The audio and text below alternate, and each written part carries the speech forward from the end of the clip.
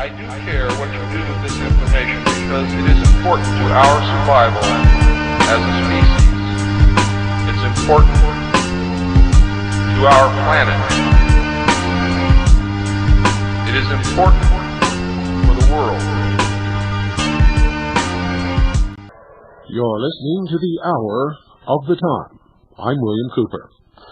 I have no idea if we're being heard on shortwave WWCR tonight, for as it was coming up to the top of the hour to begin our broadcast, I didn't hear any station break, I didn't hear any cue. What I heard was not the normal broadcast that usually precedes the Hour of the Time. I have no idea what they're doing in Nashville, Tennessee with this broadcast. And after last Friday night, it doesn't surprise me a bit. Apparently they either have some new personnel or, well, I just don't know, ladies and gentlemen, but I guarantee you tomorrow I'm going to have the manager of that station on the telephone, and I'm going to find out. Because if this continues, they're not going to get their next paycheck. And that's the way it is, moving west. Well, a significant breaking story here is a member of the Tri-States Militia who apparently held a high degree of trust and was placed in command of the Militia Communications Center in South Dakota, was being paid $1,775 a month by the Federal Bureau of Investigation as an FBI informant. Now, the man's name is John Parsons. That's John Parsons, Tri-State Militia member, based in Burke, South Dakota. He has been revealed in testimony in a trial in Oklahoma, the trial of Willie Ray Lampley, as an FBI paid informant. Now, I've warned you people so many times. I told you on this broadcast that there was a tremendous operation underway to infiltrate the militias, to control the militias, to pay people to inform on the militias, and it doesn't appear to me like you're listening at all. And this is just one of many all over the place. You're not performing background checks. Somebody talks a good talk, you give them a high rank and put them in a position of trust. And I got to tell you right now, you're exhibiting the signs of gross, and I mean gross, stupidity. Guaranteed you're going to lose the war. And when things like this happen, you deserve it, in my estimation. It's like you're playing some little cowboy and Indian game in the backyard. It's as if you don't understand the stakes. You think you can trust people?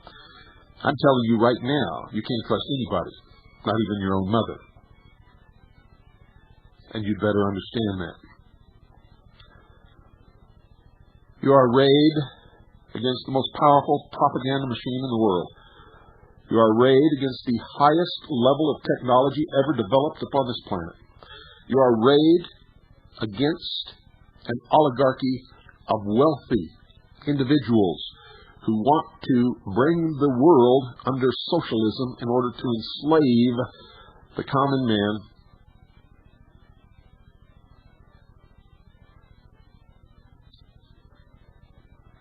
And concentrate the wealth of the world in their hands. You are arrayed against the most powerful military forces and weapons that the world has ever known. You are arrayed against people who, if they don't have the brains to come up with plans and techniques with which to outsmart you and enslave you, they have the money to pay those who do have the brains to come up with those plans and ideas and techniques. And you still run around with your little cap pistols. Bang, bang, you're dead. Can I be the Indian today? Oh, I want to be the cowboy. sorry guys, you missed the boat. And you're going to lose the war before it ever starts. And it's one of the reasons I've been trying to make sure that it never has to start. You cannot, and you will not, prevail against this enemy when you exhibit such a marked degree of absolute and utter ignorance and stupidity. Tonight, ladies and gentlemen, you're going to hear a tape that was made on April the 26th, 1995, exactly 7 days after the Oklahoma City bombing. The tape is by Dennis Leap of the Philadelphia Church of God, which is a branch of the Worldwide Church of God under a man named Armstrong, who recently died. You're going to hear a lot of criticism of two books. One is Behold a Pale Horse, written by William Cooper, yours truly. Another one, The New World Order, written by Gary Kah. And the reason that you're going to be hearing this criticism of these two books will become evident to you as you listen to this man confirm everything that Gary Kah and William Cooper told you in those two books, and that I've been telling you ever since this broadcast first aired on May the 4th,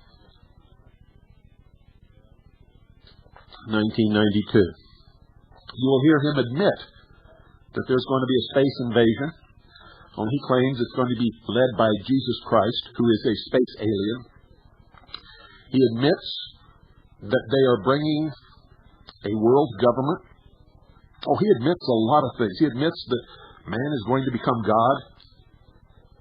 He admits that this is all a part of British Israelism, which is one of the biggest scams on the face of this earth. Some of you who agree with this man are going to love it. Some of you who don't like me will love his criticism of me and my book. But those of you who have brains are going to see the verification and vindication of everything that I've ever been telling you, that Gary Kah told you in his book and many others. Most people would never air this tape because of the criticism directed at the host of this broadcast. Rush Limbaugh would never do it.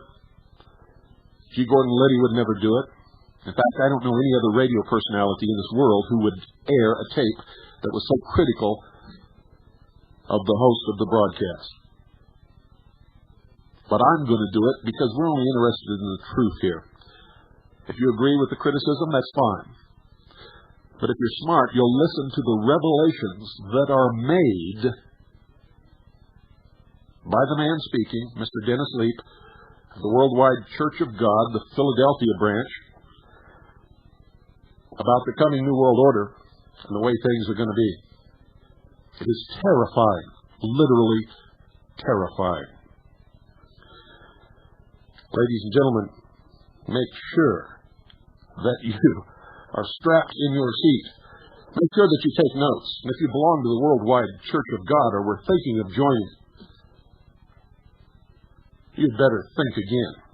In fact, you'd better go on a worldwide search for your brain and find out what happened to you. How did you get trapped by these despicable Luciferian proponents of the mystery religion charlatans?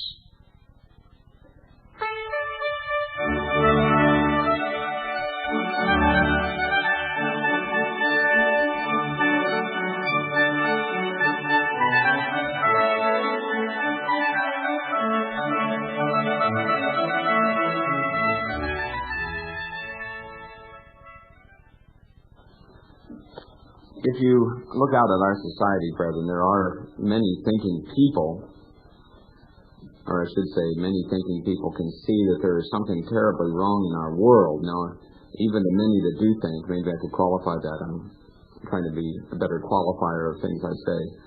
But even the many that are thinking, they're still few versus the majority of people out there. I mean, there are some thinking people out there. But even if you look at the whole mass of humanity, most of the masses are still caught up in the cares of this life, as Jesus Christ called it. I mean, they have their entertainment, they have their jobs and their occupations and their families, and they're really not, watching what's happening. But there are a few out there that see there are a lot of troubles in our world, and they're very upset about it, and they want some solutions. But do we realize, brethren, that even those few that are thinking can't come to a right solution? I mean, and I'm talking about people outside this church. I'm talking about people outside this ministry. You know that people are upset, some very talented people, and they see things that happen like the bombing in Oklahoma City. And they look for an answer. They struggle for an answer. They look for a solution, and they can't figure it out. And by comparison with all the many people in this world, there's only a very relatively few people who can really understand these things and understand why tragedy happens. And only a few people can come to a right solution, and that is you and that is me. And do we understand how unique we are? There are many books out there today, and you can go into any bookstore. You can go into either a religious bookstore, or you can go into a secular bookstore, and you're going to see many books today warning about the coming destruction of the United States of America. And in this they are right. I mean, there is a coming destruction of the United States of America. This country is falling apart. But brethren, do you realize, that these books, even of themselves, still don't have the right solution? And even though they amass a lot of facts, the facts that they have don't really add up right. And there's two very popular books that have floated around the Philadelphia Church of God. One is called The Old Pale Horse by William Cooper. And I have copies of them here if you'd like to come up and look at them. This has been circulated around the church, and I think there are pockets of people that probably read it more than others, but in my travels I have come across that book, and even I first became aware of that book in, I think it was when it first came out. Let me just remember the year here when it did come out so that I don't, I think I first heard of it in 1992 when I was in Atlanta, 1992. There's another book out there called En Route to Global Occupation, and it's by Mr. Gary H. Cobb. And these men are very sincere men. Brethren, I think we need to understand that they're very sincere. They do have a lot of facts, and some of the facts are amazing. But how much weight, if you think about it, how much weight should we in God's church give these books? How much weight should we give these books? And some people, I think, in the church, to a fault, have given them too much weight. And, so I think we're seeing some of the results of that problem. So tonight, for the Bible study, what I want to do is I want to give you a biblical outlook on books such as Behold a Pale Horse and En Route to Global Occupation. And again, I really believe it is a biblical view. Let me give you a disclaimer on the Bible study. I like to give disclaimers now. I'm giving them more often. So let me say what the Bible study is not. This is not, an attempt to mind control. It's not what we're trying to do. We're not trying to control your mind. This is no attempt to dictate to you what you read. That's not my intention at all, to dictate to you what you read. It's not my attempt, nor do I desire to put you down, personally, if you have gotten heavily involved in these books. It's not my intention to put you down. Neither is my intention to put down Mr. Cooper. Neither is my intention to put down Mr. Cobb. Brethren, that's not my job. But we do have to, brethren, instruct you. As in the ministry it says there, we have to instruct you. We have to edify you. But it is my purpose tonight to help you come to a righteous judgment. I mean, you do have to make judgments about certain things. You do have to make judgments about what you allow into your mind. We just spent a whole Holy Day season, and there was more than one minister talk to their congregations about guarding our minds and guarding our thinking. And we have to do that. Let's look at John 7 and verse 24 to begin. John 7 and verse 24. You and I are going to share a rule of the universe with Jesus Christ, and you and I are going to be given an awful lot of, or let's say an incredible power And to the degree that we can make judgments, I believe, is the degree that Jesus Christ and God the Father can rely on us to make wise judgments or righteous judgments. And we have to have a good sense of judgment. Here's what Christ said in John 7 and verse 24. If you look at this whole chapter, he was being judged by healing on the Sabbath day. And of course, people do look at leadership and people look at people. People in leadership, and sometimes we develop this, I think even in the United States alone, and maybe my view of Manasseh, sometimes we get this romantic view of our leadership and we want to have people tell us what we want to hear. But here's what Jesus Christ said, John 7 verse 24, it says, "Judge not according to the appearance, but judge righteous judgment." And like I said, these men have done a lot of research, they've amassed a lot of facts, but the facts don't necessarily add up the way they say they should. We could look at the appearance, but there is a deeper view, there's a deeper thing or deeper opinion we need to come to.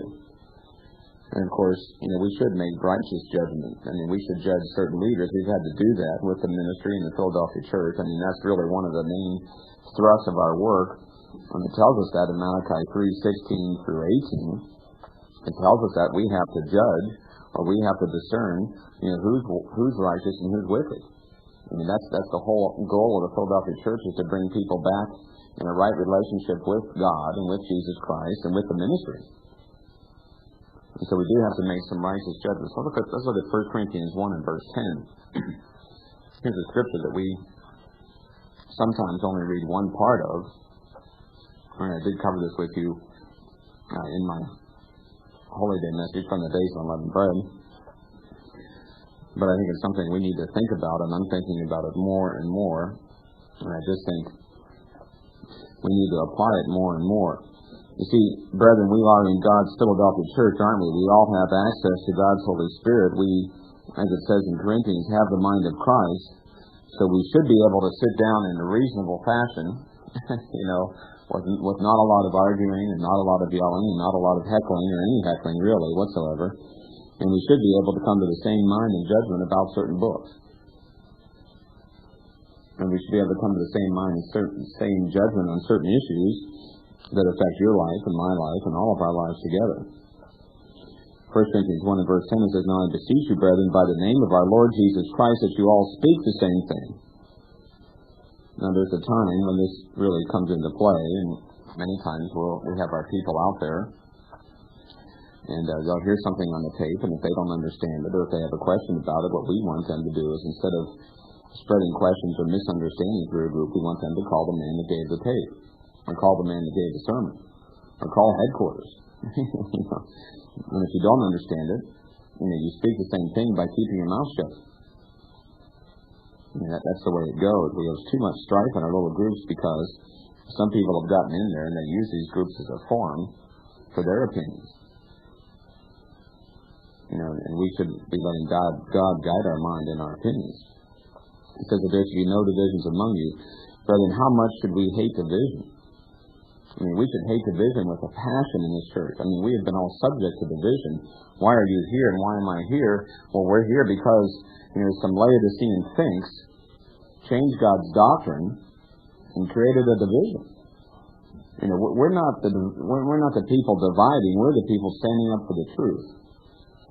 But there are some people that are out to divide, and there are some people out there that just want to, have a following, and that's not us. But it says there, but that you be perfectly joined together in the same mind and in the same judgment. You see, if you don't understand something, you just, you speak what you do understand, but then later, you shouldn't just hold your breath. That's where some people make a mistake. Well, they say, well, look, we have to speak the same thing. Therefore, I'm going to believe what I want to believe, and I'm just going to keep my mouth shut. But if there are issues out there, if there are doubts in your mind, why don't you come in? Why don't we sit down and we try and come to the same mind and the same judgment? Aren't we all striving for unity?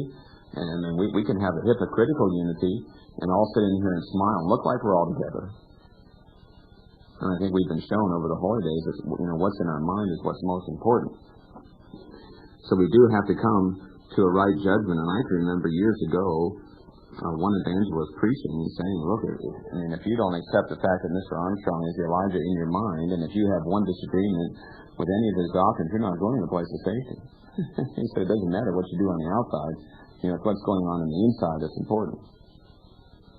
See, eventually, if you have a mental disagreement with anything in the Philadelphia church, eventually it's going to come out. It has to.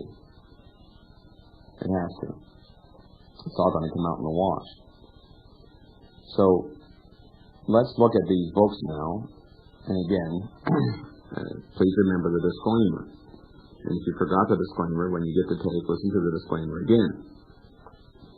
One thing that we can say honestly about men like Bill Cooper and about Bill Carr, or Gary Carr, and I think I wouldn't be surprised if you even went to England, you could probably find these kind of books, with the title UK on it instead of, United States. So you could go find these books. I'm sure if you went into Germany, you could find books. I'm sure you went into New Zealand, you could find books.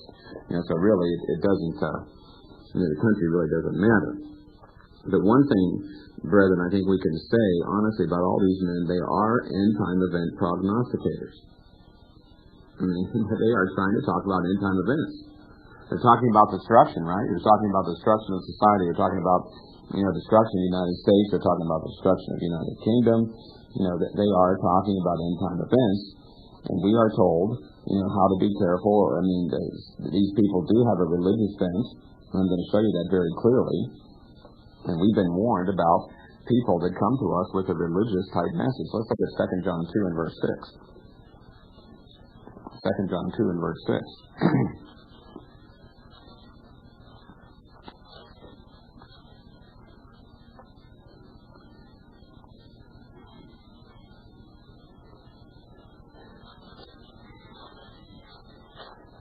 It says there, and this is the love that we walk after His commandments. And this is the commandment that as you've heard from the beginning, you should walk in it. And so we are to walk after Jesus Christ's commandments and God the Father's commandments. That's the theme. And of course, the first 4 commandments had to do with loving God, and the second 6 had to do with loving each other. And it includes the Sabbath and the holy days and the statutes and the judgments, and we can go on and on and on. But there is enough record. There's enough paper record, the written record, what the Philadelphia Church stands for. Verse 7 is a warning. It says, "For many deceivers are entered into the world who confess not that Jesus Christ is come in the flesh." This is a deceiver and an antichrist. We did run an article not too long ago, I think in either the Trumpet or the Philadelphia News, about what this verse meant. If you haven't read that, pick it up and look for it again. But Jesus Christ has come in the flesh. We do preach the family of God. And also, we just preached the other day that Jesus Christ has come in your flesh. You have the Spirit of Christ in you. You have His mind in you. And that's what makes His family. He says, look to yourselves that we lose not those things which we have wrought, but that we have received a full reward. Whosoever transgresses and abides not in the doctrine of Christ has not God. It's very clear that. We have a whole church out there that is not abiding in the doctrine of Christ, and it says they have not God. They are alienated from God. And he that abides in the doctrine of Christ, he has both the Father and the Son. We do have a detailed doctrine, and it's a unified doctrine, and we believe very much in the family of God, and we believe we're going to be God as much as God is God. God the Father will always be the Father. Christ will always be the firstborn Son. We will always be the wife. Mr. Armstrong has taught that year by year by year, and we still teach that. And so we have to understand what this church is all about. And now look at verse 10. It says, "If there come any unto you, and bring not this doctrine, receive him not into your house, neither bid him Godspeed." And so when you're reading a book, ladies and gentlemen and brethren, when you read a book, do you understand or do you look for an underlying religious philosophy? And I think if you really look into the New World Order and you understand who's writing the books on the New World Order, you would look at them, more skeptically than you have maybe in the past. These people are coming to you with a religious orientation, but yet they're not bringing our doctrine.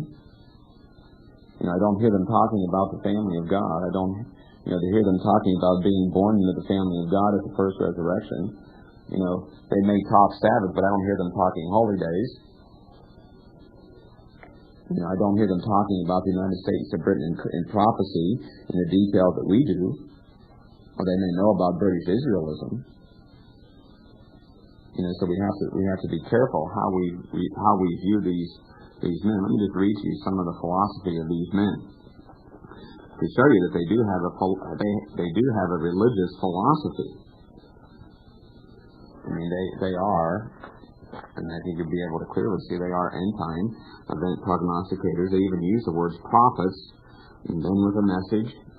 So that should make us right there say, hey, do I want to spend $25 on this book? Do I want to invest $25 in this book? Here's the introduction to the book, and it's signed by Barbara Ann. Now, I don't know who Barbara Ann is. I don't know if Barbara Ann is. I don't know if Ann is her last name. I don't know if it's a middle name. I don't know who she is. It really never defines it. But here's how they set this book up. It says there are many who do not want you to know what Bill has to say. They have tried many times to stop him from saying it. The scars on his face and the loss of his legs are his badges of sincerity on your behalf. And again, I do believe Mr. Cooper is sincere. It says, no one becomes popular by telling the people the truth. And again, I think you'd agree with that if that's a true statement. It says, but history records what happened to the true prophets of the past. And so here she begins to build a religious overtone to the book. She even refers to him and compares him like a true prophet of the past. Says, however, some have listened to the warnings and were not caught off guard. Others have put their heads in the sand and refused to listen. Here's what she says now about Bill. Bill has it together and has put it together for you so you can also be one of the informed of the world.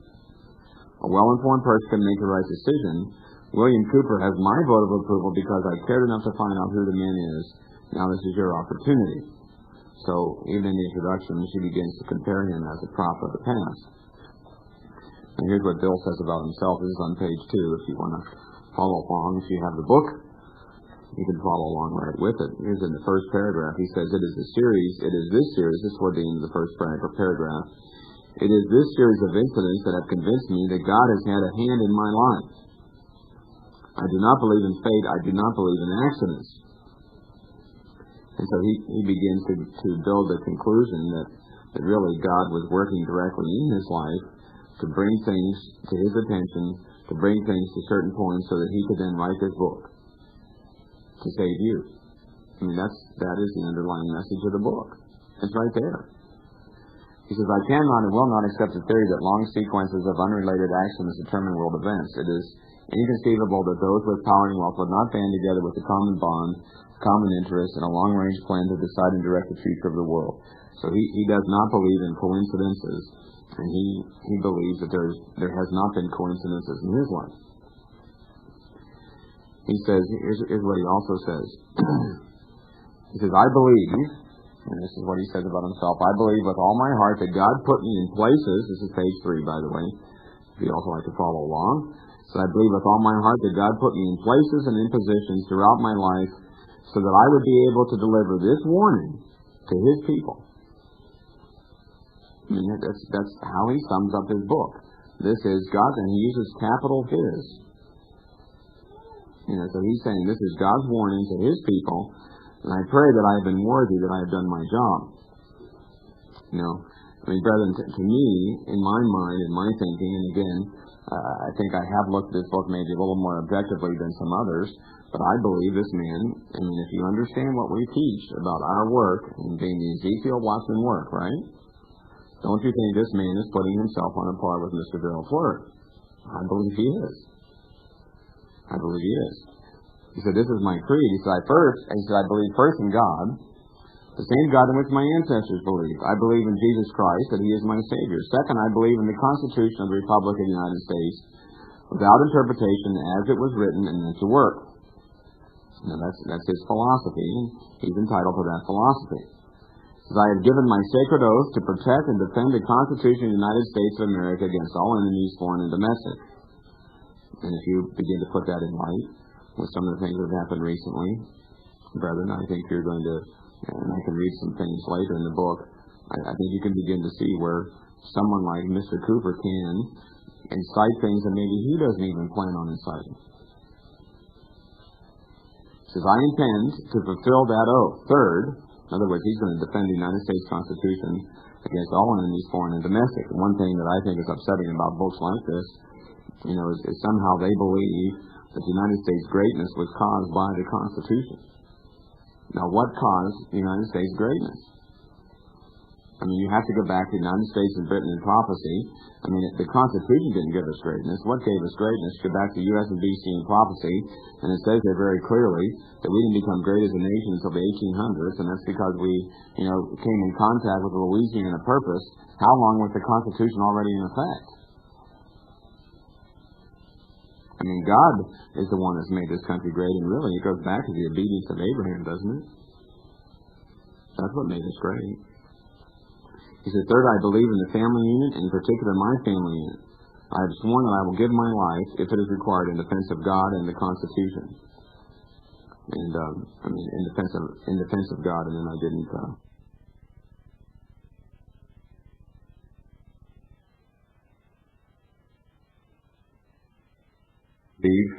This is page 3 and 4. It says, third, I believe in the family unit, and in particular my family unit. I have sworn that I will give my life, if it is required, in defense of God, the Constitution of my family. Fourth, I believe that any man without principles, that he is ready and willing to die for at any given moment, is already dead and is of no use or consequence whatsoever.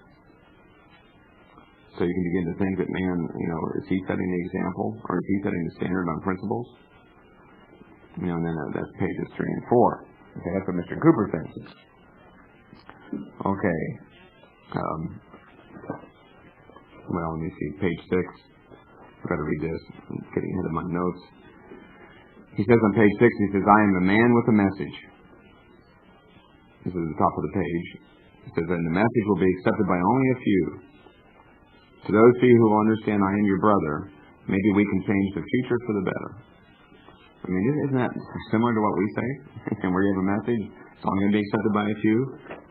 I talked about bringing this doctrine. And, if you look at page 30, and I'll just show it to you, he talks about his wife and his daughter, and she's a beautiful woman, and he has a lovely little daughter, and they're on the picture with the Christmas tree. So, is he bringing this doctrine with him? I think you'd have to begin to say, we should, like I said, look at some of these things skeptically.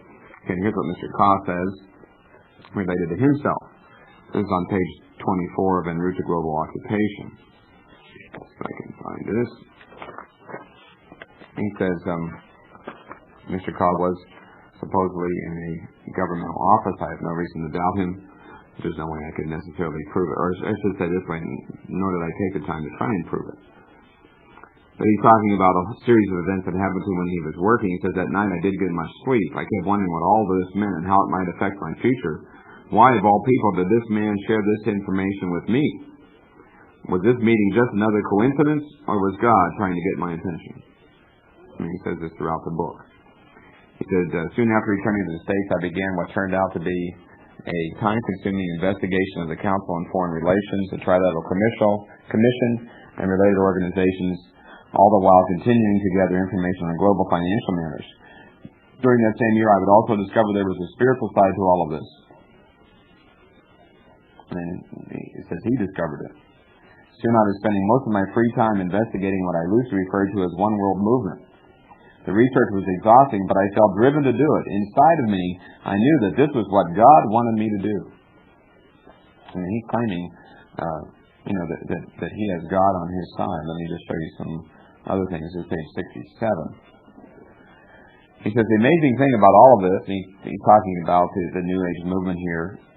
He says, the amazing thing about all of this was my experience in dealing with the new currency, the global societies, and the New Age movement all took place within an 8-month period. It took these 3 experiences to knock me out of my complacency. I believe this was God's way of getting my attention. My life has never been the same since. I was now prepared to do some serious investigation. He goes on to page 8. He said, after nearly 2 years of studying the New Age, I felt that I had a grasp of the movement and its inner workings, and I believed that I had accomplished my purpose in this area. I did not want to dwell on the New Age writings any more than I had to.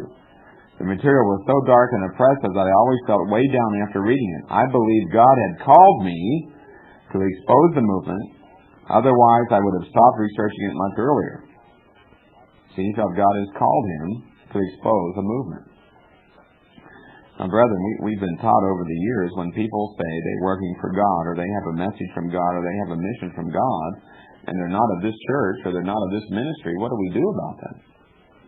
Aren't we? We're very careful. We should be very careful about what we read and what we accept. He says, I do not recommend that anyone do this type of research unless they are absolutely certain it is God's will for them. But then they should offset anything they read by reading the Bible at least the same amount of time. But he believes God has put him on a mission. He believes God has given him a job to do. So I think that's enough.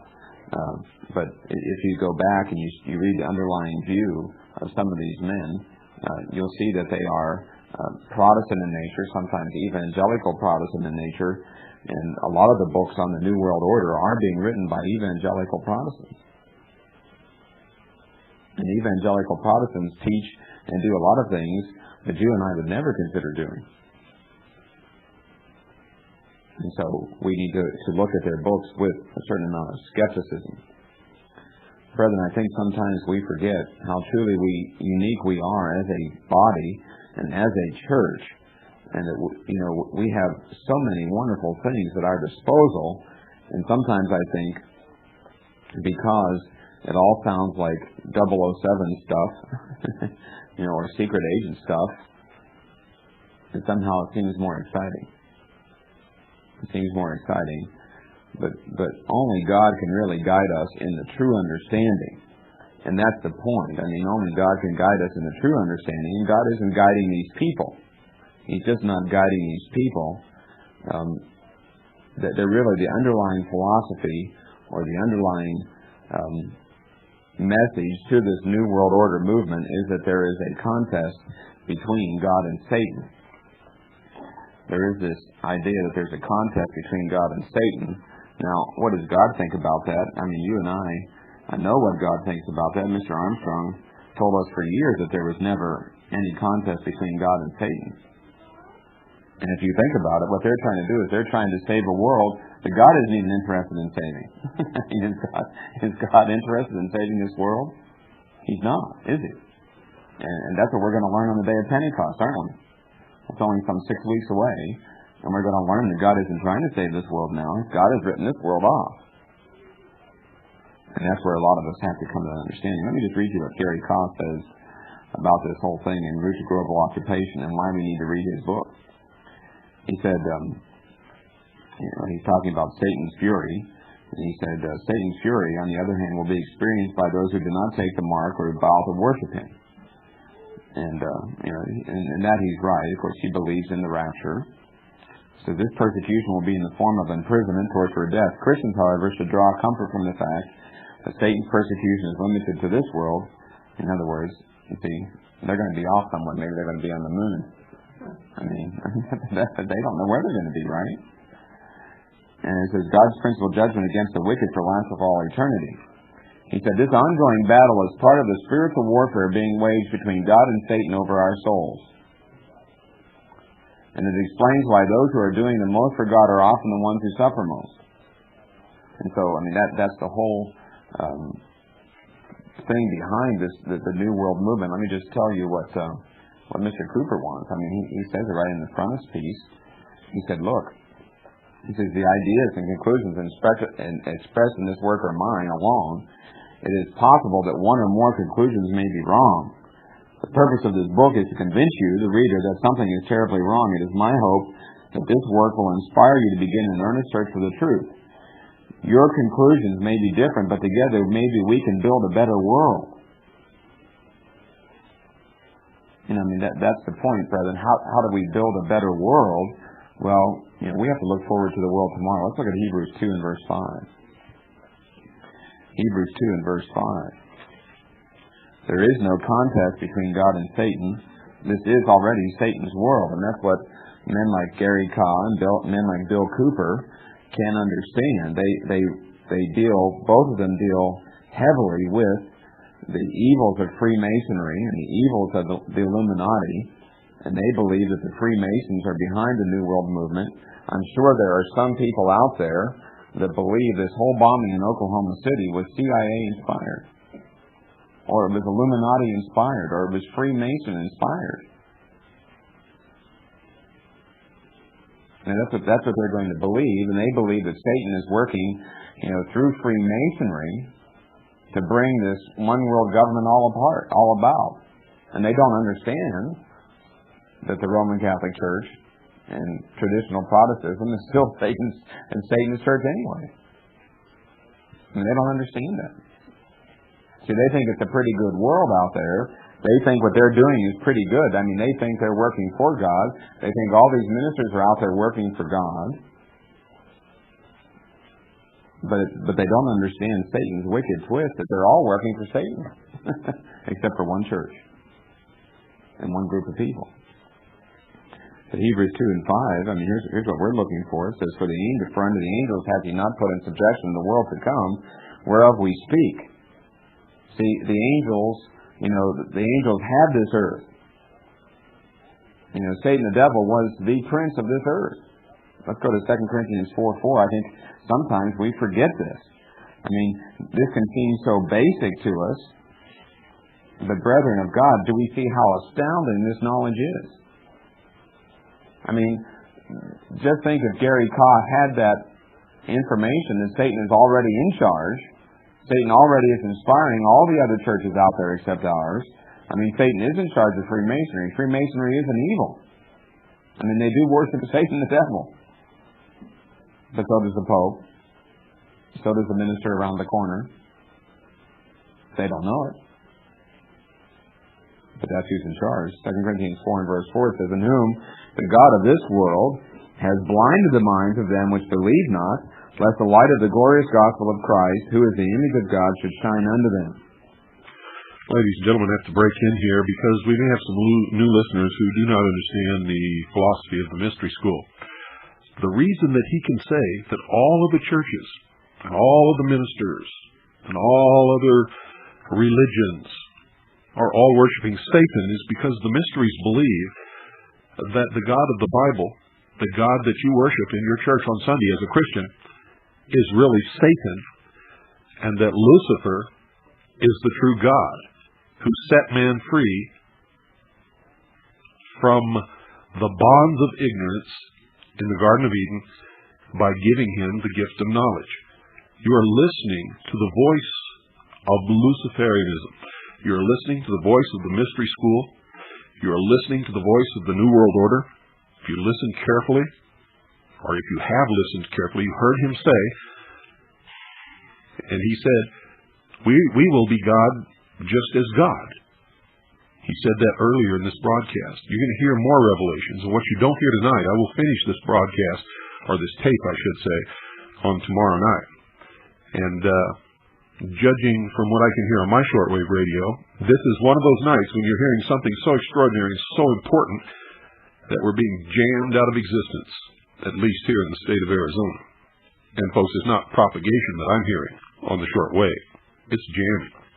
And I've heard it many times before in the military. See, what is our gospel all about? Our gospel is all about that, Satan and the angels blew it, and God still is going to see this whole universe made beautiful, with a creation, and God has to now use His family to do it. And, that's what we're all about. That's what the gospel is all about. And some people want to say, well, the Philadelphia church has lost the gospel. Well, that's so much hogwash. I mean, why are we out there warning and warning and warning? We're out there warning God's people. We're out there warning the United States. We're out there warning Britain and the rest of this world because there is some tragic events. But brethren, what's most tragic of all is some of our dearly beloved brethren are going to give up their positions in the family of God, and they're never going to have an opportunity to see this universe created properly. That's what's tragic. I mean, see, all the people in the United States that never heard the gospel, that never had an opportunity to hear what we hear, they still have a chance. But our Laodicean brethren, and I think the evidence is there how many of them were truly converted. I mean, many of them were truly converted. They're ready to cash it all in forever. And that's what's incredibly tragic. I mean, review those scriptures. Revelation 12:9. What does it say about Satan the devil? It says that he has deceived the whole world. He's deceived the whole world. And what does Mr. Armstrong say about a deceived person? Well, unfortunately, they don't know they're deceived. And that's why, like I said, that's why men like Mr. Cooper and Mr. Kaw, I mean, they believe they're right. But they're deceived. They're deceived. They are deceived. Ephesians 2 verses 1 through 3. What does it say? It says that if you're disobedient to the commandments, they're disobedient to the holy days, if they're disobedient to the statutes and the judgments and the laws of God, and who's working in their lives? It says it's Satan the devil. Ephesians 2 verses 1 through 3 says that. Let's look at Galatians 1 and verse 4. I remember showing this scripture to someone, a long time ago, and they were asking me about the church, and they were asking me about certain things, and I said, well, this whole world needs to be changed. It's so wretched. And they said, well, this is a good world. I said, it is? And they said, well, look at all the good in this world. But what does Paul call it? And it says in verse 4 there, it says, who gave himself for our sins that he might deliver us from this present evil world. Our world is evil. And I am so thankful that I am an American. I'm thankful that I've had the opportunity to live in America. I think it's obvious that because of the Constitution, we can have a work like our work go out from America. That there is that bonus there. But we do have certain constitutional rights that way that you can't find in other countries, not even in some of the other Ephraimitish countries. You can't find that freedom. But look at what our freedoms have given us. Given us pornography and abortion. And somehow some people believe if you could just get back to this pure Constitution, brethren, when is the Constitution pure? It's still part of Satan's whole government structure. It's not God's government. And there is some confusion in that. Some of the things in the Constitution were based on the Magna Carta. Some of the Magna Carta is based on the Ten Commandments. But why isn't it all the Ten Commandments? It's just not. And we know that's not going to happen till Jesus Christ returns. But this is the present evil world, and what these men want to do is they want to save something that should be stopped. They want to save something that should be stopped. Anyway. And it's going to take Jesus Christ to stop it righteously. And that's what we're waiting for. The Philadelphia Church does not teach overthrow of the government. We don't teach that. We're not even teaching the overthrowing the worldwide Church of God. I understand, through rumor that there's this group that wants to take over the college, and they want to take over the campuses, and they want to take over the church. That's not what we teach. We're not in rebellion against God's government. They want to say, well, look, David never rebelled against Saul. Yeah, but David wouldn't walk with Saul either. Why did David have a band of men with him? Because they did not follow Saul in his disobedience, and that's really what we are. We're not following Saul in his disobedience. We're not following, the wrong men. But we're not overthrowing the church either. We're just saying, okay, we're on the outside, and if you want to band with the truth, then you're going to band with us.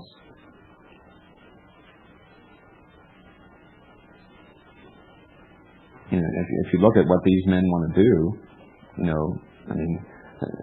their view of how to deal with, trying to preserve, let me just read what they want. They want to preserve things the way they are, and brethren, who would ever want to preserve this mess? It's a mess. He says, here's their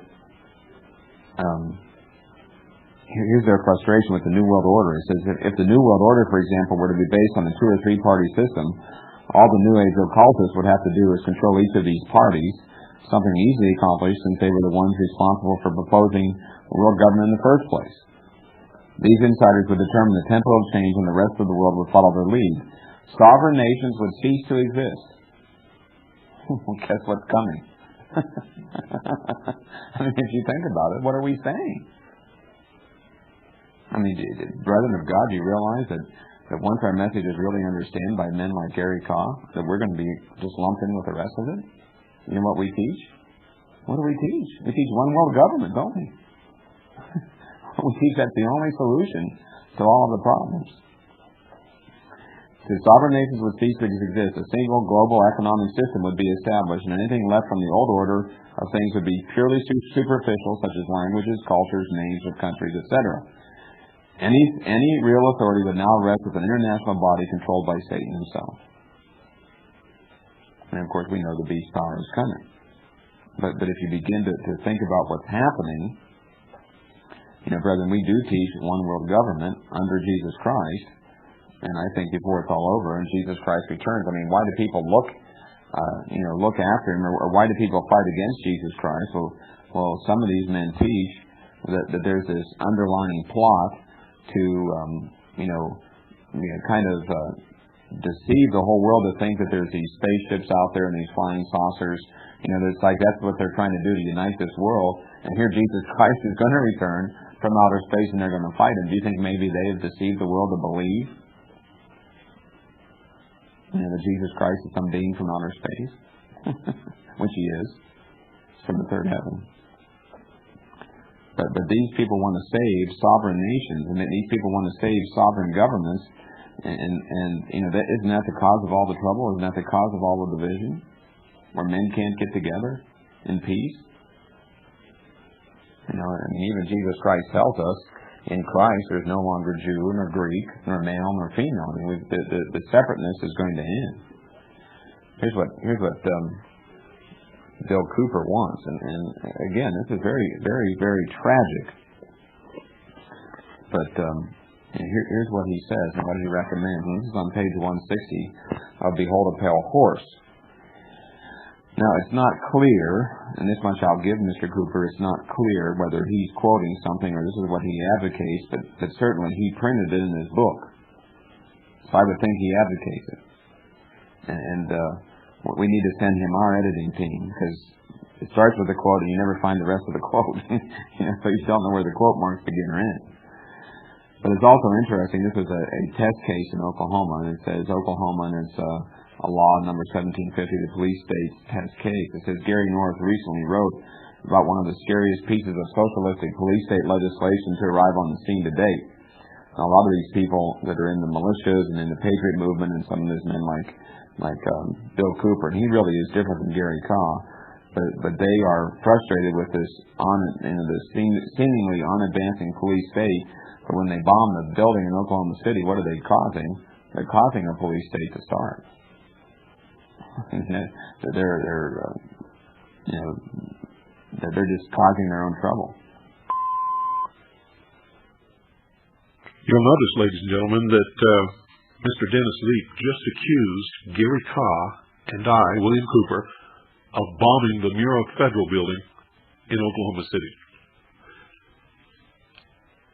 This is an incredible exercise in the most unbelievable propaganda that I think you're ever going to hear. And I hope that you're listening carefully, because tomorrow night we're going to finish this tape. You're going to hear it all. He's already said that Jesus Christ is an alien, that he's going to come from outer space, just as me and others have been warning you. And that's what all this UFO baloney is all about. You're going to be amazed at the revelations that you hear from the mouth of Dennis Leap, speaking for the Worldwide Church of God, the Philadelphia branch, the Philadelphia Church of God. And he's admitted that they're working for a world government, that it's the only solution. And he said this is an evil world. But he says there's no battle between God and Satan, because he believes that the God of the Bible, but he quotes from the Bible, and they all do, because they are experts in the art of propaganda. He believes, as do all of the mysteries, that the God that you worship as a Christian every Sunday, or whenever you go to church, is really Satan, and that Lucifer is really God. And it's the same thing that Tom Valentine said in his interview conducted by Richard Noon in the book 5-5-2000. And, well, folks, if you've listened to our series on the mysteries, you know. If you haven't, you need to. And if you're a new listener, you're probably baffled out of your mind and don't know what in the world is going on. In that case, I would suggest that you write and get a copy of our tape list and get yourself up to speed. Good night, folks. Don't miss tomorrow night. And God bless you all. You're listening to The Hour of the Time. I'm Pooh. And I'm William Cooper. I pledge allegiance to the flag of the United States of America and to the republic for which it stands, one nation, under God, indivisible, with liberty and justice for all. Well, folks, I had one broadcast to do tonight, but since WWCR has once again failed us, and we are not on WWCR, and I'm looking into other shortwave transmitting stations to broadcast on because I've had it up to my ears with WWCR and their shenanigans. I believe that they have purposely turned the signal strength down on this broadcast on many occasions because the broadcast before and the broadcast right after came in strong and clear all over the country and all over the world. And I don't know what they're doing tonight or why they're doing it, but we are not on WWCR. I can guarantee you I'll find out tomorrow for sure. In the meantime, if you know a shortwave broadcast station that is looking for the number one shortwave show in the world, it's available as of right now. Not taking any more crap from WWCR. Period.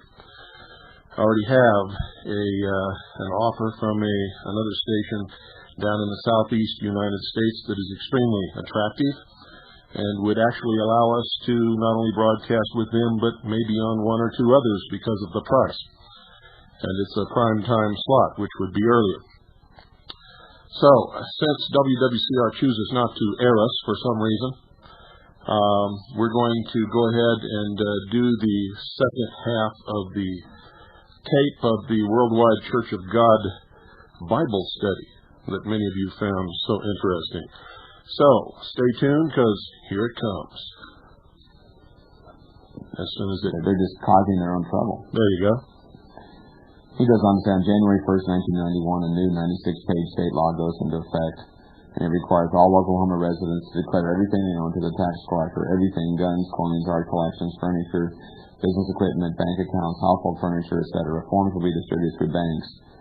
Any taxpayer who refuses to fill out the form and submit to the tax assessor by March 15th, and he has listed in there the Ides of March. So he's against the Illuminati. He's against, Romanism, and they want to always, draw this association, back to the Illuminati and back to the Freemasonry and back to all these things. Says he will ask permission to enter the home or place of business. If the request is denied, he will be issued a search warrant. Any property not previously listed or undervalued will be assessed a penalty of up to 20% of its market value. This will make renters into property taxes and make life easy for the gun grabbers. He says, what are the investment implications of this? He says, invest in a good gun and be standing on your porch with a gun in hand when they pay you a visit. And that's what he's advocating. And brethren, we don't advocate violence in this church. Jesus Christ said, if you live by the sword, you're going to die by the sword. And I talked with Mr. Flory today, and he certainly wanted me to say this.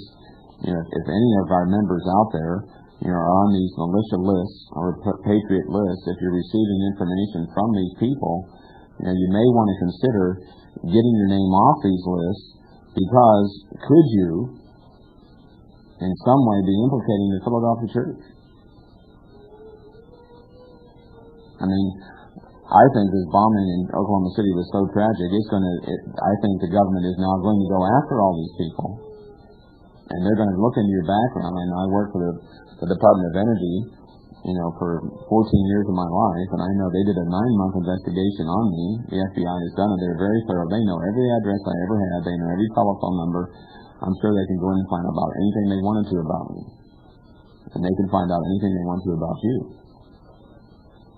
This is, what are the investment implications? Oh, I already read that. And he goes on to say down here, will they get away with this blatant disregard for civil and constitutional rights? And again, brethren of God, I don't think I need to get into this argument. I don't think you need to get into this argument. And that's not what I'm trying to do. And I'm sure there are 100 people out there that will want to debate me on whether this is constitutional or not constitutional. And, what does Jesus Christ say about that? Well, you read 2 Timothy 2, you read from about 14 through 16, he says, look, let's stop this endless debate to no profit. And what's really going to profit us? He goes on to say, will they get away with this blatant disregard for civil and constitutional rights? That is exactly the reason for the law, to find out if it will meet with strong or violent opposition. Now I've never been asked to do this. I mean, I've been living in the state for almost 3 years. I've never been given the form and asked to do it. It says, if the citizens of Oklahoma lie down and allow this to happen, then you can bet everyone else in the nation is going to be subject to the same or similar law. It's time to stand up with a weapon and scream enough. And that's what he's advocating. It is time to draw the line. It is time to make decisions and carry them out. It is time to resist at any and all costs. The penalty for failing to do so is slavery. Is it not time for rebellion? Is it not time for restoration? The Constitution must be again, as it once was, the supreme law of the land. Federalism is treason. Stand up and fight. I mean, that's what he says right here. And you can, like I said, you can come up and read the book yourself. Like I said, he begins to quote at the beginning, but there's no quote towards the end, so it's a little, hard to say, where he's beginning to quote and where he doesn't quote. I mean, we've got to be careful, brethren. We've got to be careful, brethren of God. And I would hate, that the government and, the people in this society are going to come after us. But let's not invite them. I mean, they're going to come after us. Mr. Flory preached that years ago already in the book of Amos. He's written it there. That probably the government's going to come in and say, look, we can't bear any more of your words. Get out of here. So what? Let's speed the day and let's get out of here. Yeah, but we're not going to stand up and fight them. I think I told people, if they come after me with handcuffs, here, take me. Let's get this over with. Let's get this. I just wanted to show you on this. It's interesting on this page 69. He warns, as Gary Carl warns about what groups to watch out for. Let me tell you. Here's the group we're supposed to watch out for. It says, it's amazing that man has fallen for these deceptive teachings. And he talks about pantheism. He says his pantheism is clearly based on the two oldest lies of Satan, the same lies that tripped up Adam and Eve. He says the serpent lured the first couple into sin by promising them if they ate of the forbidden fruit they would never die and they would become like God. That wasn't all a lie. They couldn't live forever if they ate the fruit, right? But they could become like God. And that's what we teach.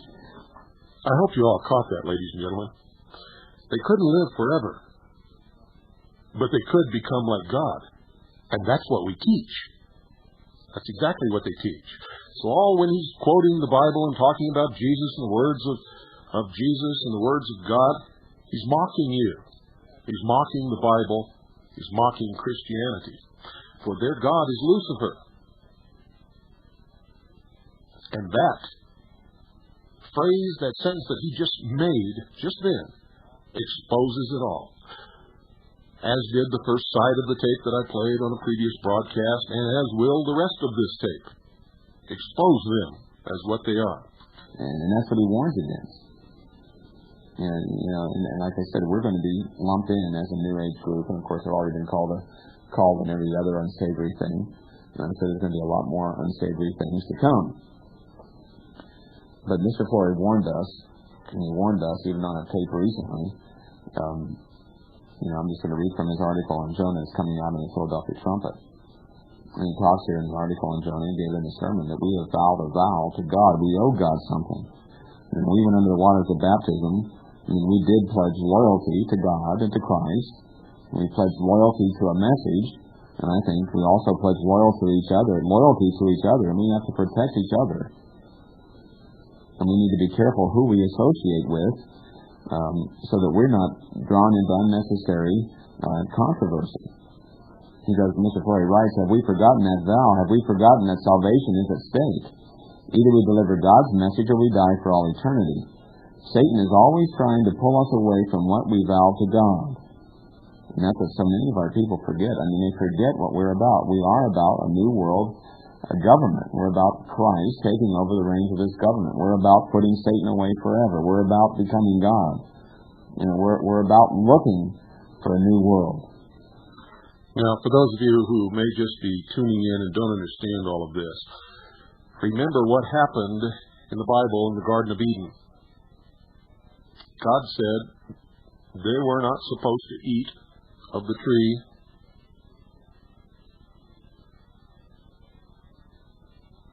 of knowledge.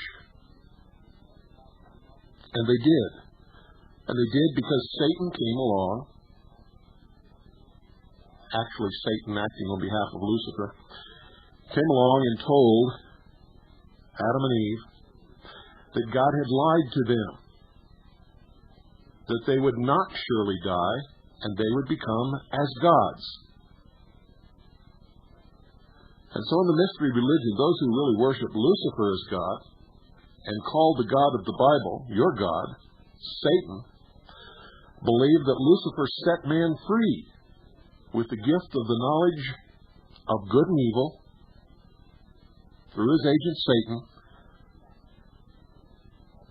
and that through the use of this knowledge, man himself will become God. Remember, he said that if they failed to worship their God, they would surely die, and if they worshiped their God properly, they would live forever. That's the promise of Satan, that they would not die. And he just got through saying that they would become gods.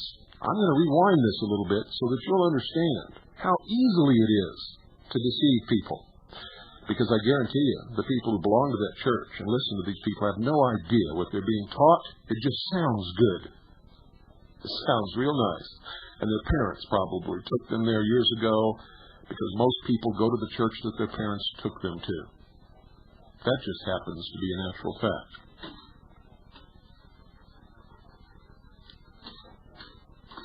And I think we also pledge loyalty to each other, and we have to protect each other.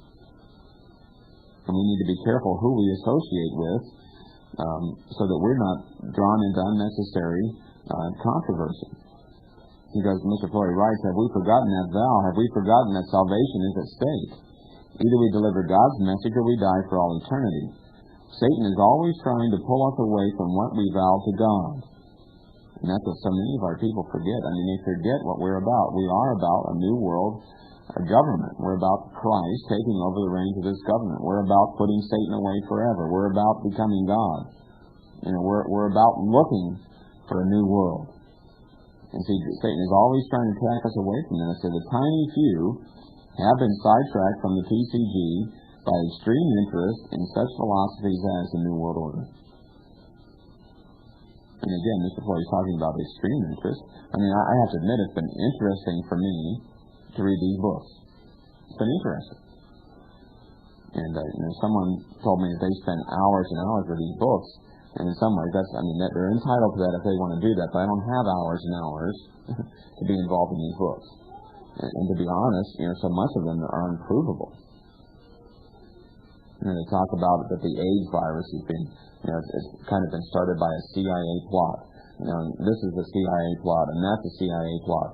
And even Mr. Cooper says, well, I have this information for you, but I can't divulge the source. Well, then why read it? I can just quote that for you here. I want you to believe me. I don't want you to take my word for it. Here's page 196. He goes into a lot of depth about the UFOs and how the Illuminati and the Freemasonry and this New World Order have built these fantastic machines to deceive the people. Now, if you can build a machine that fantastic, why do you have to worry about deceiving anybody? Just take them over, right? That's what I feel about it. Why all this deceptive campaign? So many sources of information were used to research this chapter. I originally wrote this piece as a research paper. It was first delivered at the MUFON Symposium on July 2nd, 1989 in Las Vegas, Nevada. Most of the knowledge comes directly from or as a result of my own research into the top secret magic material, which MAJIC, I should say, material, which I saw and read between the years of 1970 and 73 as a member of the intelligence briefing team of the Commander-in-Chief of the Pacific Fleet. Since some of the information was derived from sources I cannot divulge for obvious reasons, and from published sources which I cannot vouch for, this chapter must be termed a hypothesis. So it's one of the largest chapters in the book. And so that's when I say, brethren of God, why are we wasting our time with this? When we have so many other things, that we should be reading and could be reading. He even says it's hypothesis, but I know there are some very sincere people out there, and again, Mr. Corey said there are a tiny few, but there are a tiny few out there that have put more stock in that than our own message. And that's pathetic. And that's very sad. We've got to come to the conclusion, brethren, and ask this question. And if someone came up to you and asked you, why is this nation going down, can you give them the Bible answer? There is a Bible answer. Why is this nation going down? Let's look at Isaiah 46 and verse 9. Isaiah 46 and verse 9.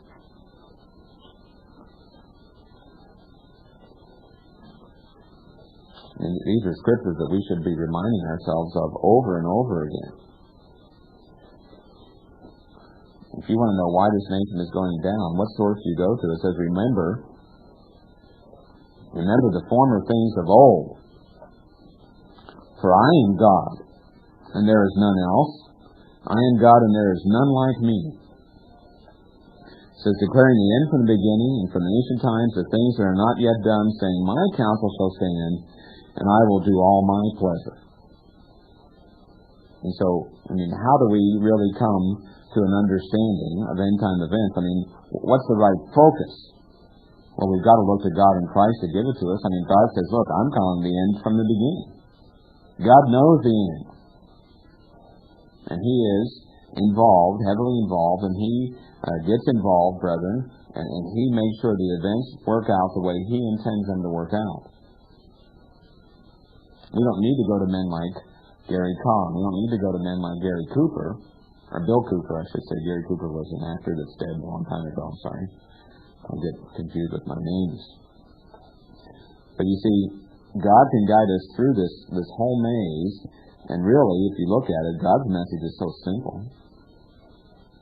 If you go in there and you try and start proving all these things, it's almost unprovable.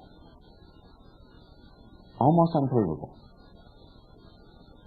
But God's message is very simple, and I read that to you on the Holy Day, 2 Corinthians 11:3. Paul says, look, I fear for you people, and I fear that you're going to be taken away from the simplicity of Christ. And that's what God fears. And that's what I fear. That's what the ministry fears for the people. Our message is so simple. See, our message is so simple, it may not be as scintillating.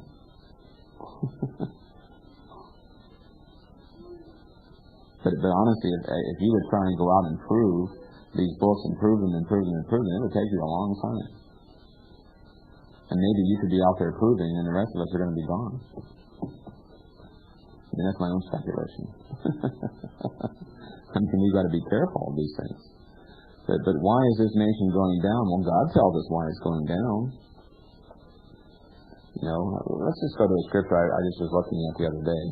And I didn't plan to use this tonight, but let's use this.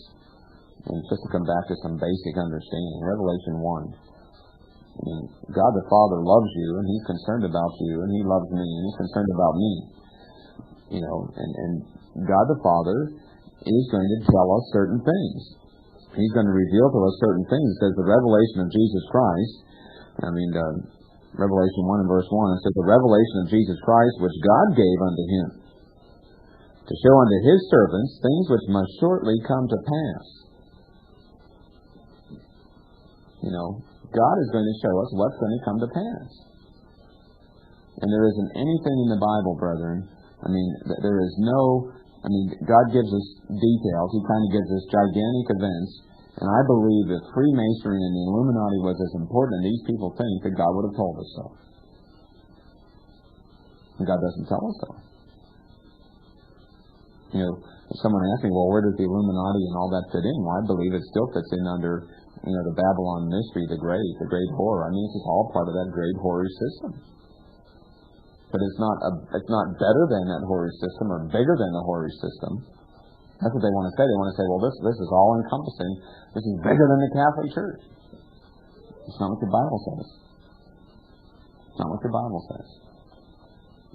But see, God does love us, and He's going to give us things. It says He's going to show us, what comes to pass, and who's He going to show it through? He's going to show it through Jesus Christ. So Christ is going to give us the right emphasis. Christ is going to give us the right focus. And there are things that are going to happen in this country that we have to face certain realities. Let's look at Matthew 24 and verse 4. Kind of take a little bit of a different path. Matthew 24 and verse 4. See, people out there look for reasons, why these things are happening. Like I said, unfortunately, they're looking for stability and security in something that can't give them stability and security. This Constitution can't give us stability and security. The monarchy in Britain can't give us stability and security. It can't. But this is what we're facing. And like I said, Christ is going to give us the right emphasis. What does Christ ask us to focus on?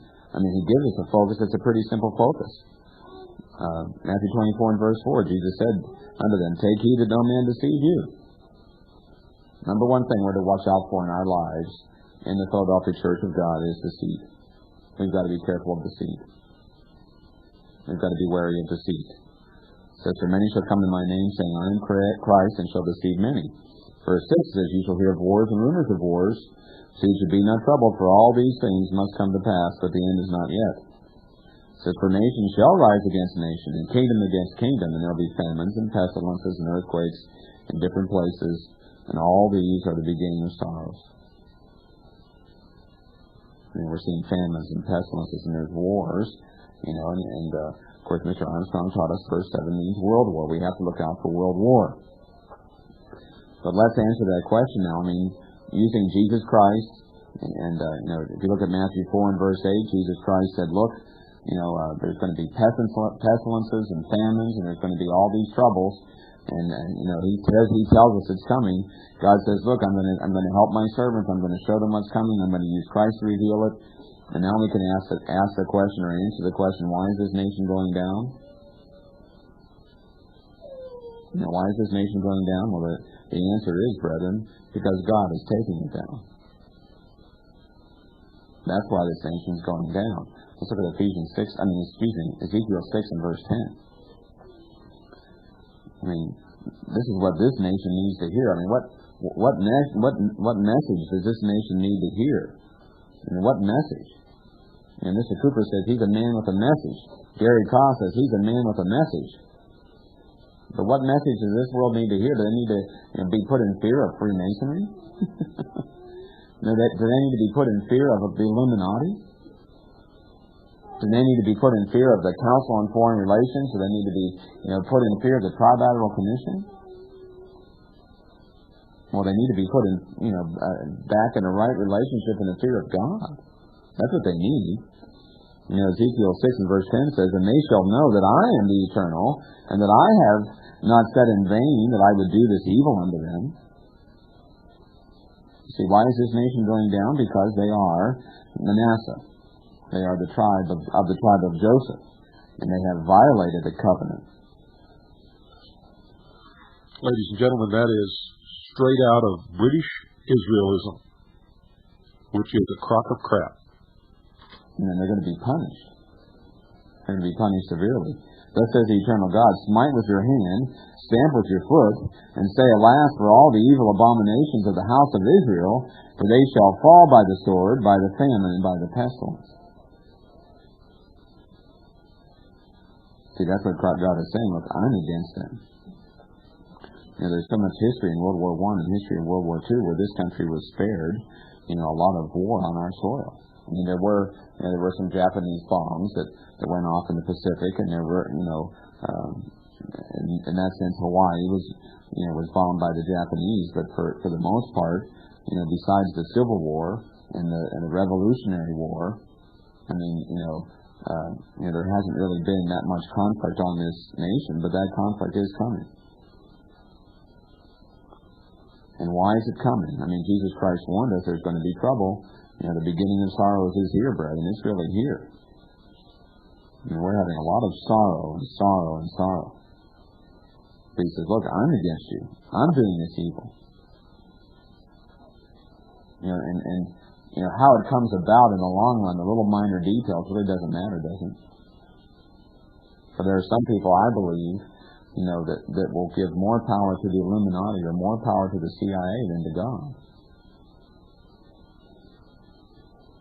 And God says He's bringing this nation down. Let's look at Ezekiel 13. Ezekiel 13, verses 1 and 2, it says, And the word of the Eternal came unto me, Son of man, prophesy against the prophets of Israel, that prophesy, and say unto them that prophesy out of their own hearts, Hear you the word of the Eternal. You see, we've got a message for Gary Cobb.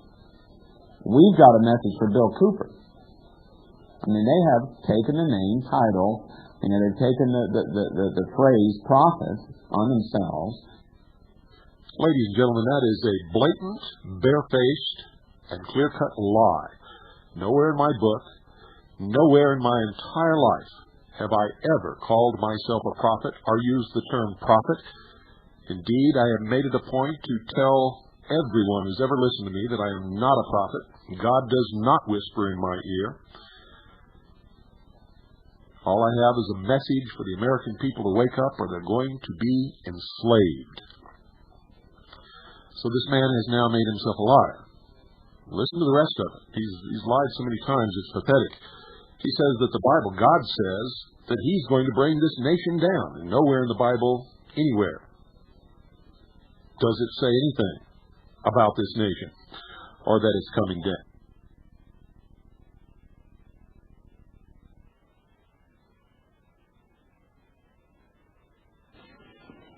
And will they listen to our word? No, because they're choosing what they're going to do.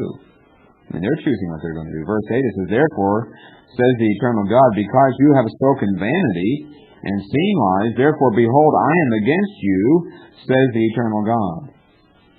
I am against you. And that's the message. I mean, I don't see anybody out there really saying, well, look, all these things are happening because God is against us, because we're sinning against God. They think it's a pretty good world. They believe once saved, always saved. And they're going to have to grovel in the ruins, of their own sin. Let's look at Jeremiah 30, verse 14. I mean, that's the truth, brethren. That's our message. That is our message. That's what we have to deliver. That's what we have to get caught up in. That's what we have to get excited about. That's what we have to support. The United States has made all these pacts, and they've made all these politics. They've made all these love arrangements, and look what's going to happen. It says, all your lovers have forgotten you. They seek you for naught, for I have wounded you. You see, God has wounded us. God is going to wound us, I should say. For I have wounded you with the wound of an enemy, with the chastisement of a cruel one, for the multitude of your iniquity, because your sins were increased. See, why are we being taxed more? Why are certain freedoms being taken away? It's because we're sinning more. That's why it's all happening. God is against us, brethren. God is against us. God is against us. God is against us. And the reason why we're in so much trouble is because of our sin. Both as a nation and as individuals of the nation. And then we just had that wonderful sermon, where it talked about the Assyrians, and the only nation in history to have truly repented before God. Will this nation repent? I mean, I pray it will. And that's the only solution. Not getting a gun and fighting our IRS agent. That's not going to stop all this tragedy. It's just not going to happen. And again, I'm not trying to make fun of anyone. I'm not going to say what I was going to say. Let's go to Ezekiel 5 and verse 1. Ezekiel 5 and verse 1. You see, here's what's coming on this nation, and there's a tragic message here, but there's also a message of hope for you and I. Ezekiel 5 and verse 1, it says, "And you, son of man, take you a sharp knife, take you a barber's razor, and cause it to pass upon your head and upon your beard. Then take you 3 balances to weigh and divide the hair. You shall burn with fire a third part in the midst of the city." That's coming on this nation. It says, "When the days of the siege are fulfilled, and you shall take a third part and smite it about with a knife. And the third part you shall scatter in the wind, and I will draw a sword out after them. You shall also take therefore a few in number, and bind them in your skirts." See, the message is so simple. We're going to see, brethren, in this beginning of sorrows, or as Christ talked of the famines and the pestilences, and the wars, we're going to see, so many people killed in this country.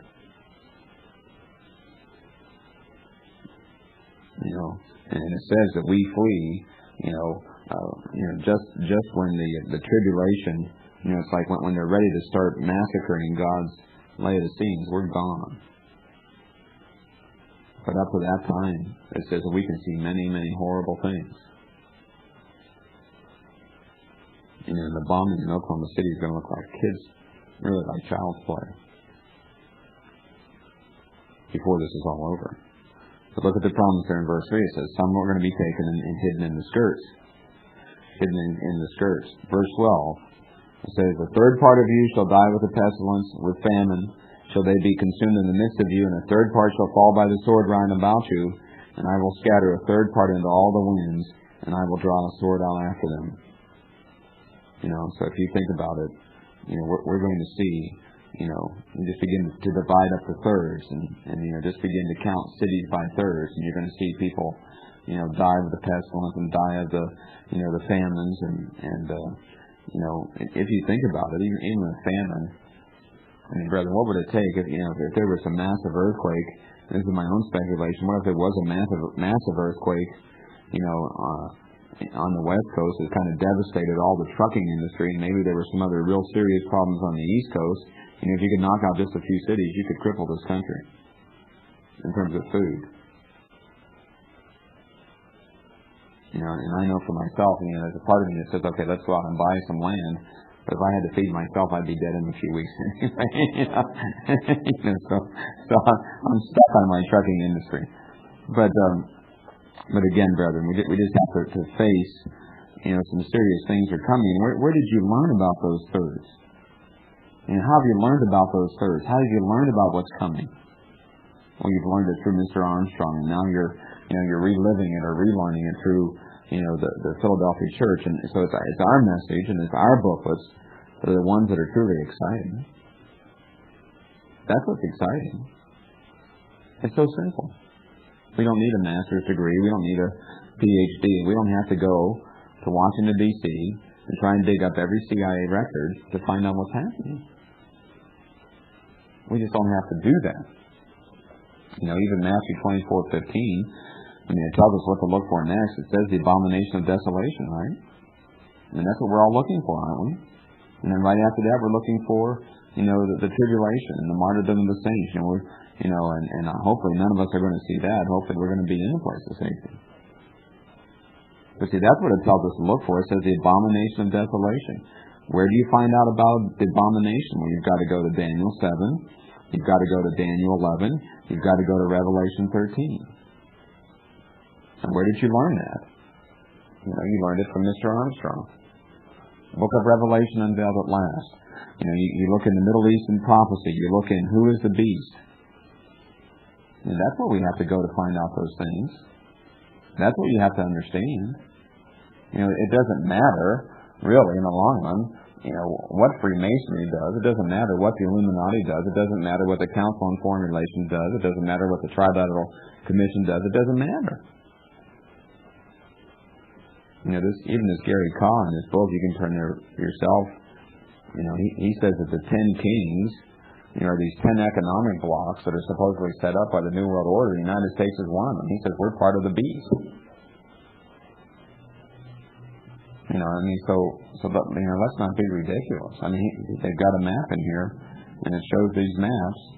And he said these are the 10 kings.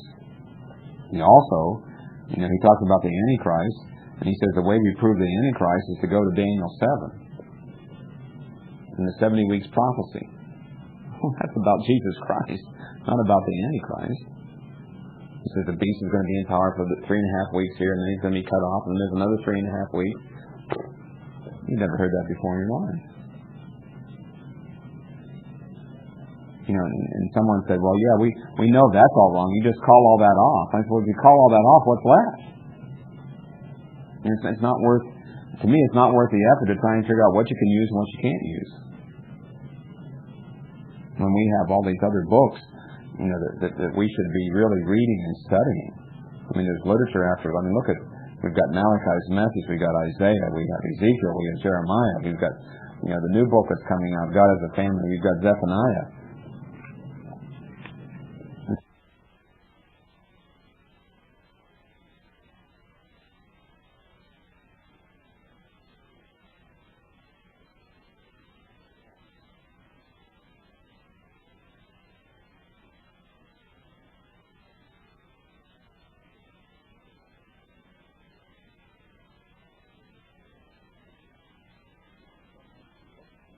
And we've got so much to look at, and so much to study, and so much to understand. I know one of the things in preparation for this Bible study, I got out an old booklet. It's called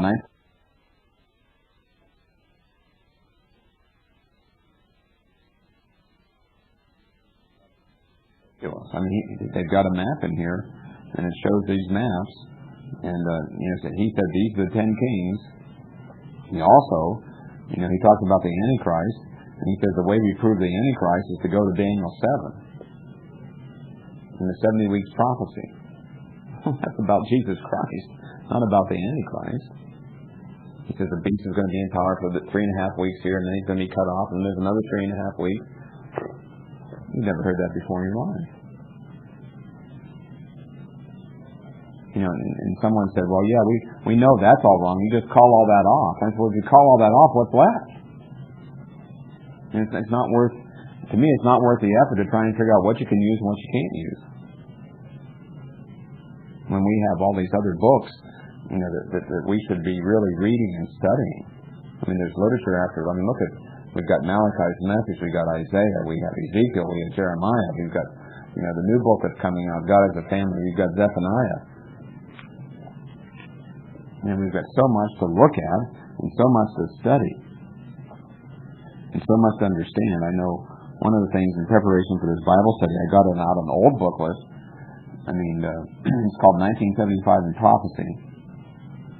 And, I took it along on the airplane just as a kind of, I have never read this.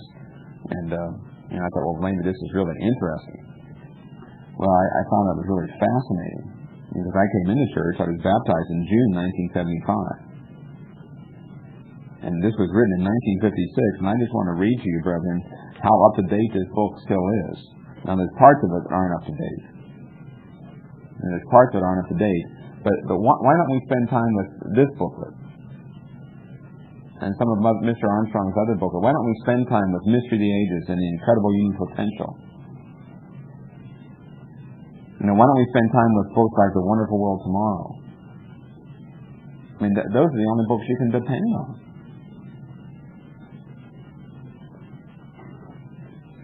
Here's what Mr. Armstrong wrote. I'll start on page 5, and this is incredible.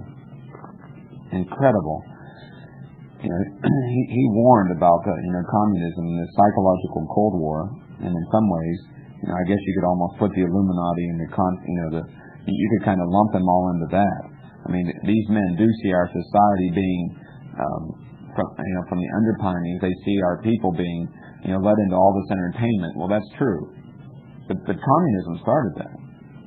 And Mr. Armstrong saw that years ago. He says, undercover in Europe, he says, while America has been focusing its sole attention on its clumsy effort to meet psychological Cold War with antiquated diplomacy and military might, the real number one enemy has been perfecting its plans secretly undercover in Europe. And Mr. Fleury has even written about that Germany rises out of the abyss. You can't see it. It's always working undercover. So these plans were laid by Adolf Hitler during World War II. The methodological Germans took into consideration the possibility they might lose, even as they had lost World War I. This time their plans for coming back and launching World War III were carefully laid before the close of World War II. Mr. Armstrong wrote this in 1956. He says that the day that war ended, the Nazi organization went underground. You can go to the Bible and prove that. You can go to your Bible and prove. Do you hear that, folks? You can go to your Bible and prove that the Nazis went underground at the end of World War II. It gets better. It gets much better. Says their plans for coming back have been proceeding undercover since 1945. Already Nazis are in many key positions in German industry, in German education, and in the new German army. In World War I, the Kaiser allied with Austria sought to conquer France, Britain, and America. American industry finally beat him. In World War II, Hitler tried to conquer the world first by taking Austria and the Sudetenland through diplomatic gangsterism, then second, with lightning-quick war, taking Poland, Denmark, Norway, Holland, Belgium, and France, and third, while holding these nations by the throat with his Gestapo, and allied with his junior partner Mussolini to conquer Russia on the east and Britain on the west. But again, American industry and 3 acts of God at Dunkirk, El Alamein, and the destruction of the German hydrogen bomb plant at Peenemünde defeated Hitler. But this time the Nazi plan to sidestep the causes of past defeats. But this time the Nazis planned to sidestep the causes of past defeats. Instead of exhausting their own strength by holding European nations as captives at the expense of vital Gestapo manpower, they planned to head and dominate a United States of Europe and add the manpower of those nations to their own military divisions. Mr. Armstrong wrote that in 1956. Mr. Armstrong was also full of crap. The Germans never had, ladies and gentlemen, a hydrogen bomb plant, nor did they have it at Peenemünde, which was their facilities for building the V2 rockets and the research into rocketry and their attempts to reach outer space and orbit. That's what went on at Peenemünde. It says, and secondly, they planned to strike their first blow not at France or Poland and Europe, but with hydrogen bombs by surprise attack on the centers of American industry. Once again, ladies and gentlemen, the Germans never had a hydrogen bomb. We're not working on a hydrogen bomb. The hydrogen bomb theory wasn't even arrived at until well after the close of World War II. It says, yes, this is prophesied.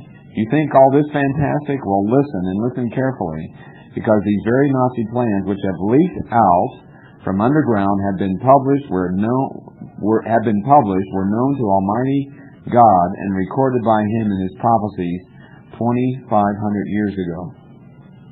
You'll find this prophesied in Daniel 2 and 7, and more specifically in the 17th chapter of Revelation. A United States of Europe, a flash in the pan resurrection of the ancient Holy Roman Empire. He goes in and tells you what Daniel 2 and 7 are all about in the 17th chapter of Revelation. It's not about these 10 Illuminati, Freemasonry-inspired economic blocks that cover the whole geography of the whole world. If we're going to understand the beast and the power of the beast or the abomination that causes desolation, you have to look at prophecy, you have to look at geography. There's a king of the north, there's a king of the south. What is a kingdom?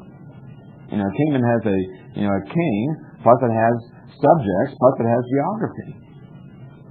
See, I think sometimes that's too simple for people.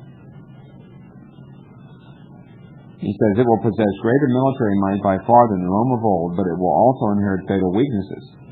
Prophecy symbolizes this admixture of never equaled military might and unprecedented weakness with the apt phrase, iron mixed with miry clay. The European nations will unite militarily, but they are suspicious and envious of each other. They hate one another. And that's the description of Europe today. This time the Germans are coming back from defeat faster and more effectively than they did after World War I. The comeback they are making is phenomenal, faster than any other European nation, faster than we think. It says, while Americans bask lazily in the stupefying sunshine of prosperity, our hearts set on push buttons, shorter hours, less work, more leisure, vacations and travel, I have seen the swarms of Germans walking briskly, briefcases in hand, to their day's work between 5:30 and 6:30 in the mornings, down the streets of Frankfurt, Dusseldorf, and Essen. While our prime objective seems to be idleness, ease, and luxury, the German mind and heart and interest appear set on just one thing: hard, energetic work that will yet put Deutschland über alles, or Germany, over all. Says, incidentally, I'm writing these words on a German-made typewriter. He says, because it's better and sounder-made machine than any American portable. The American way seems to be not how good, but how cheaply and quickly we can slap things together and how much we can get for it. If American industrial strength beat the Germans twice, present German hard work and industry is assuredly going to beat us unless we wake up to what's actually happening, which we won't. Do you think Mr. Armstrong understood what's happening to America? I think so. I think so. He says, and again, incidentally, I wonder if you realize that Nazis were working on the hydrogen bomb before the end of World War II. They had it very near completion. That is not true, ladies and gentlemen. The Germans were never working on a hydrogen bomb.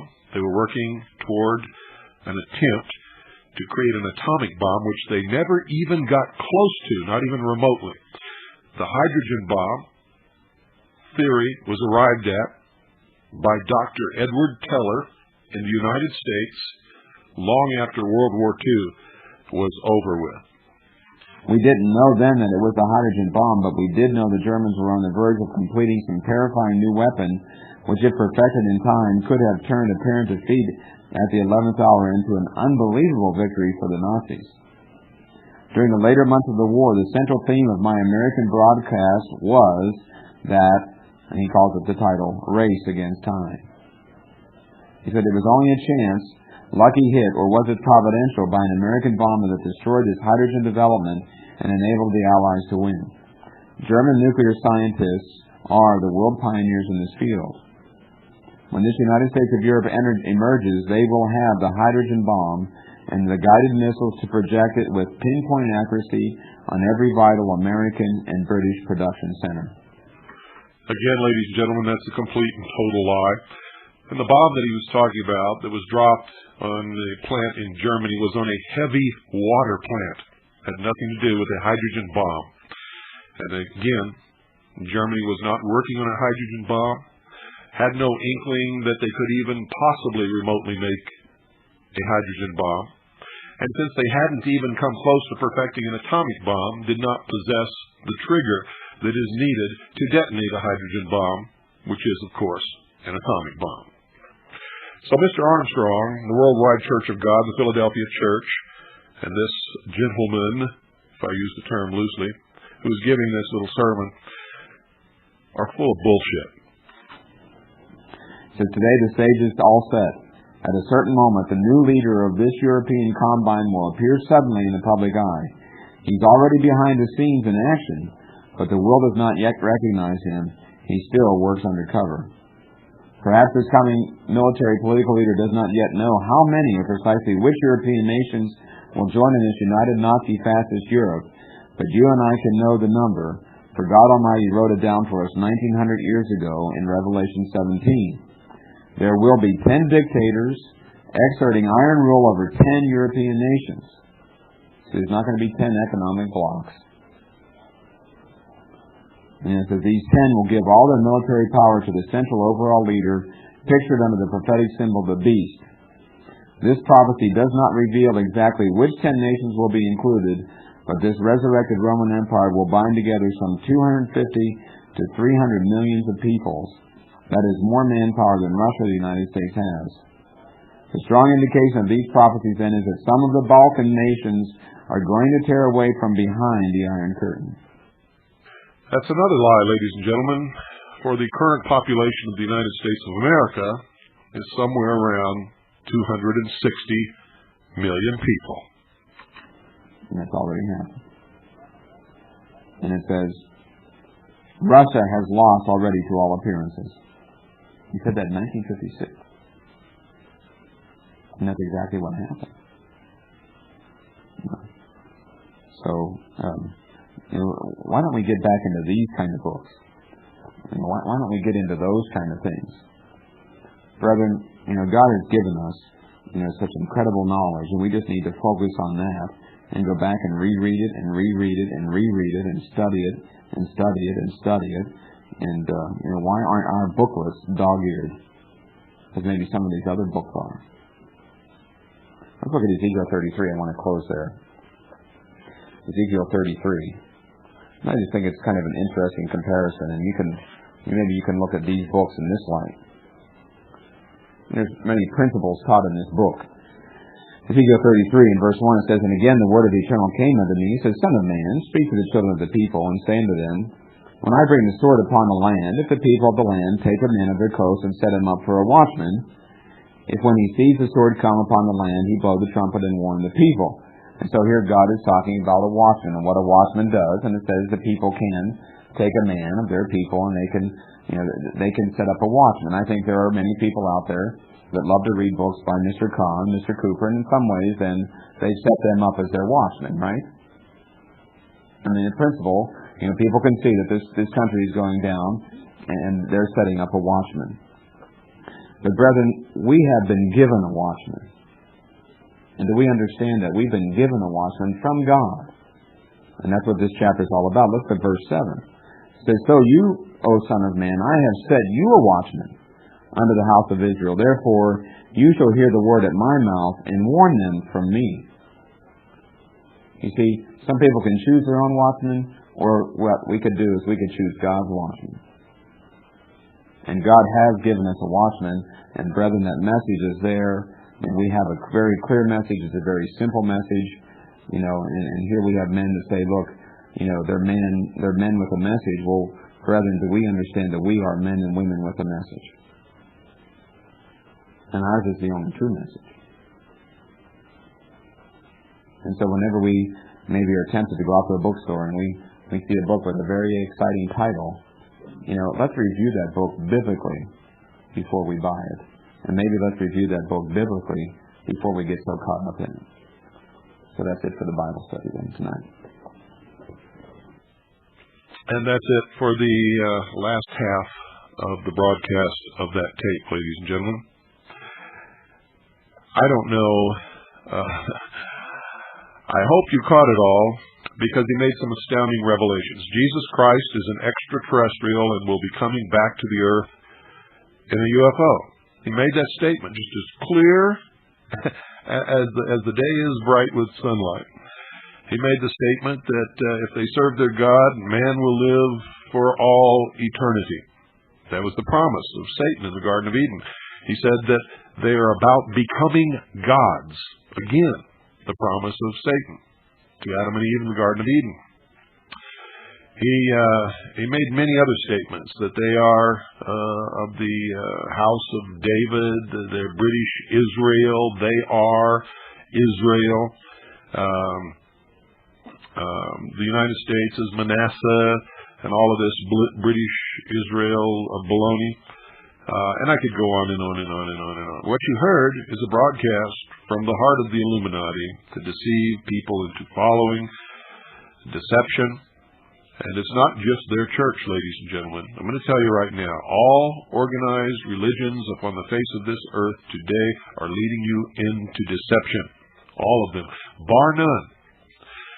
And if you think that you just lucked out and belong to the only one of thousands of different churches that all claim and believe and say they are right and quote the scripture to prove it, and that you haven't made a mistake, I'm telling you right now, you made the biggest mistake of all. Good night, ladies and gentlemen. Don't forget, if you know another shortwave station that's looking to broadcast the #1 shortwave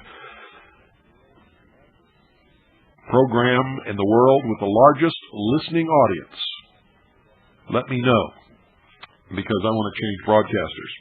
I want to change stations. And if you know of any AM or FM stations that are interested in carrying this broadcast, it doesn't cost them a penny. Have them contact me right away.